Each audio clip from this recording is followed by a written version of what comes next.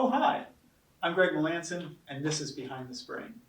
Today, we're going to learn about the people behind the spring. Our team members are our greatest asset, so let's go hear what they have to say. Let's begin. Thank you for joining me here today. First question, what's the coolest process at Vulcan, and what does it accomplish? I think one of the coolest things that we make here at Vulcan is a spring that goes into an injectable. So it's part of the medical industry, and I think it's amazing that, something that we take basic raw material, we can turn it into something that helps somebody survive or live a better quality of life. I think that's amazing. So obviously we have a lot of cool processes, especially with the springs.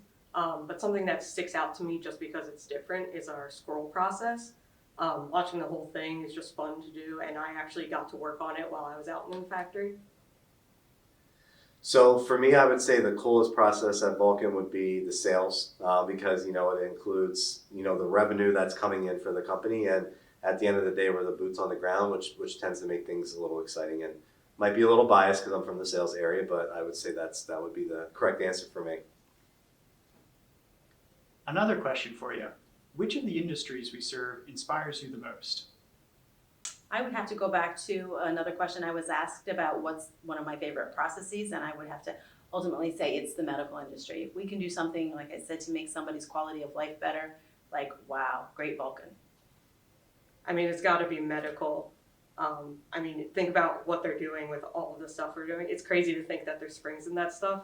But yeah, it's just cool and great. I would say medical, just because the outcome of a lot of the stuff we do could be life changing. So I would say it would be medical all day long. Okay, here's a tricky one. How do you think spring making will be different 100 years from now? I think we are on our way to getting there. I think we have a lot of automated processes, but I do believe that with specs and tighter tolerances being required, I think we're going to have to see something that becomes almost exclusively automated.